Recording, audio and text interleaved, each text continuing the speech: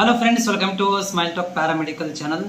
ಸತತವಾಗಿ 2026ನೇ ಸಾಲಿನ GNM ನರ್ಸಿಂಗ್ SSLC ಕಂಪ್ಲೀಟ್ ಆದಮೇಲೆ ನೀವೇನೋ PUC ಆರ್ಟ್ಸ್, ಕಾಮರ್ಸ್, ಸೈನ್ಸ್ಗಳನ್ನು ಕಂಪ್ಲೀಟ್ ಮಾಡಿರ್ತೀರಿ. ಸೈನ್ಸ್, ಕಾಮರ್ಸ್, ಆರ್ಟ್ಸ್ ಕಂಪ್ಲೀಟ್ ಮಾಡಿರುವಂಥ ಟೋಟಲ್ ಆಗಿ PUC ಕಂಪ್ಲೀಟ್ ಮಾಡಿರುವಂತಹ ವಿದ್ಯಾರ್ಥಿಗಳಿಗೋಸ್ಕರ GNM ನರ್ಸಿಂಗ್ ಬೋರ್ಡ್ನವರು 2026ರಲ್ಲಿ ಆನ್ಲೈನ್ ಅರ್ಜಿಗಳನ್ನು ಆರಂಭ ಮಾಡಿದ್ದಾರೆ. ಈ ಒಂದು ಆನ್ಲೈನ್ ಅರ್ಜಿಗಳನ್ನು ನೀವು 29ರಿಂದ ಸ್ಟಾರ್ಟ್ ಆಗಿದೆ. ಆಲ್ರೆಡಿ ನಾನು ಅಪ್ಲಿಕೇಶನ್ ಮೊಬೈಲಲ್ಲಿ ಹೆಂಗೆ ಹಾಕಬೇಕು ಅನ್ನೋದನ್ನು ಕೂಡ ಮಾಹಿತಿಯನ್ನು ಕೊಟ್ಟಿದ್ದೇನೆ. ನಮ್ಮ ಚಾನಲ್ ಸಬ್ಸ್ಕ್ರೈಬ್ ಮಾಡ್ಕೊರಿ.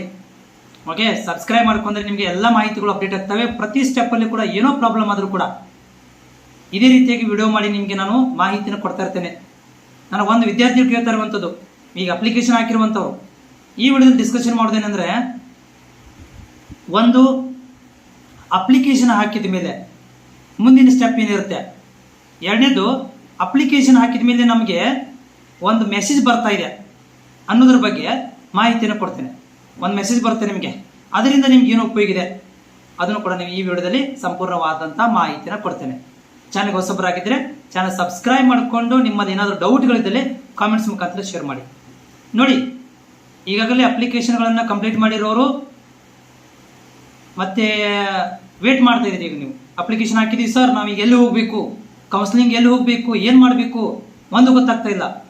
ನಾನು ನಿಮಗೆ ಲೈವಲ್ಲಿ ಬರ್ತೀನಿ, ನಿಮಗೆ ಕಾಲೇಜ್ ಅಡ್ಮಿಷನ್ ಆಗೋ ತನಕನೂ ಇದೇ ತಿರ್ನಾಗಿ ವಿಡಿಯೋಗಳನ್ನು ಮಾಡಿ ಹಾಕ್ತಿರ್ತೇನೆ.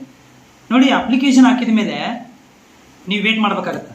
20ನೇ ತಾರೀಕು ತನಕ ವೇಟ್ ಮಾಡಬೇಕು. 20ನೇ ತಾರೀಕು ತನಕ ವೇಟ್ ಮಾಡಬೇಕು. ಅಪ್ಲಿಕೇಶನ್ ಮುಗಿದ ತನಕ ವೇಟ್ ಮಾಡಬೇಕು.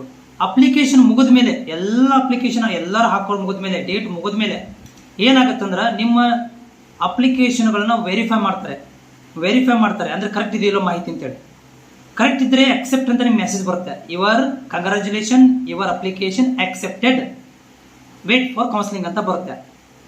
ಆಮೇಲೆ ಈ ಅಕ್ಸೆಪ್ಟ್ ಆದಮೇಲೆ ನಿಮ್ಗಳಿಗೆ ರ್ಯಾಂಕ್ ನಂಬರ್ಗಳನ್ನು ಕೊಡ್ತಾರೆ. ರ್ಯಾಂಕ್ ನಂಬರ್ ಕೊಟ್ಟು ಕಾಲೇಜ್ ಆಪ್ಷನ್ ಎಂಟ್ರಿಗಳನ್ನು ಕೊಡ್ತಾರೆ. ಆಪ್ಷನ್ ಎಂಟ್ರಿ ಮಾಡಲಿಕ್ಕೆ ಒಂದು ಲಿಂಕನ್ನು ಕೊಡ್ತಾರೆ. ಆ ಲಿಂಕ್ ಕೊಟ್ಟ ಮೇಲೆ ನೀವು ಕಾಲೇಜ್ಗಳನ್ನು ಆಯ್ಕೆ ಮಾಡ್ಕೋಬೇಕಾಗತ್ತೆ. ಕಾಲೇಜ್ ಅದರಲ್ಲಿ ಮೊಬೈಲಲ್ಲೇ ನೀವು ಅಪ್ಲಿಕೇಶನ್ ಹಾಕಿದ್ದು ಹೆಂಗೆ ಹಾಕಿರಿ ಹಾಗೆ ಮೊಬೈಲಲ್ಲಿ ಚಾಯ್ಸ್ ಮಾಡ್ಕೋಬೋದು. ನೆಟ್ ಸೆಂಟ್ರಿಗೆ ಹೋಗಿ ಕೂಡ ಮಾಡ್ಕೊಳ್ಬೋದು.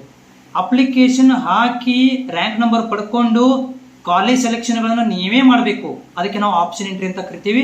ಆಪ್ಷನ್ ಎಂಟ್ರಿ ಮಾಡಿದ ಮೇಲೆ ನೀವು ಹಾಕಿರುವಂಥ ಕಾಲೇಜುಗಳಲ್ಲಿ ನಿಮ್ಮ ರ್ಯಾಂಕಿಗೆ, ಕಾಸ್ಟಿಗೆ ತಕ್ಕಂತೆ ಸೀಟ್ ಹಂಚಿಕೆಗಳನ್ನು ಆನ್ಲೈನ್ನಲ್ಲೇ ಮಾಡ್ತಾರೆ.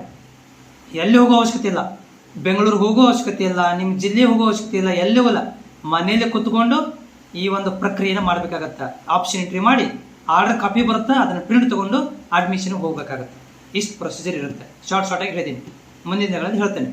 ಆಮೇಲೆ ನಿಮ್ಗೆ ಈ ರೀತಿ ಮೆಸೇಜ್ ಬರುತ್ತೆ. ಒಂದು ಯಾವ ರೀತಿ ಅಂತಂದ್ರೆ, ಇಲ್ಲಿ ನಮ್ಮ ಸ್ಕ್ರೀನ್ ಮೇಲೆ ತೋರಿಸ್ತೀನಿ ನೋಡ್ರಿ. Sir, dear sir, madam, congratulation, your application for GNM counselling has been submitted.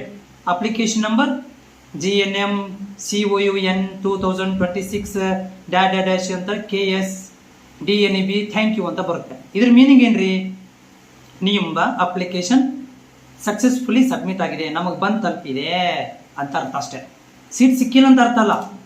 Seat ಸಿಕ್ಬಿಡ್ತು ಖುಷಿ ಪಡಕ್ಕೆ ಹೋಗ್ಬಿಡ್ರಿ. ಜಸ್ಟ್ ನಿಮಗೆ ಬೋರ್ಡ್ನವ್ರು ಮೆಸೇಜ್ ಕಳಿಸಿರೋದು, ನೀವು ಅಪ್ಲಿಕೇಶನ್ ಏನು ಸಬ್ಮಿಟ್ ಮಾಡಿದ್ರಿ ಆ ಅಪ್ಲಿಕೇಶನ್ ನಮಗೆ ಬಂದು ತಲುಪಿದೆ, ಕಂಗ್ರ್ಯಾಚುಲೇಷನ್ಸ್ ಅಂತ ಹೇಳ್ದಂಗೆ. ಅರ್ಧಂಬರ್ಧ ಆಗಿಲ್ಲ, ಸಬ್ಮಿಟ್ ಆಗಿದೆ, ಅಪ್ಲಿಕೇಶನ್ ಬಂದು ತಲುಪಿದೆ ಅಂತ ಈ ಒಂದು ಮೆಸೇಜಿನ ಅರ್ಥ ರೀ. ಮತ್ತೆ ನಿಮ್ಮಲ್ಲಿ ನಾ ಡೌಟ್ ಇದ್ದರೆ ನನಗೆ ಕಾಮೆಂಟ್ಸ್ ಮುಖಾಂತರ ಶೇರ್ ಮಾಡಿ. ನಮಸ್ಕಾರ.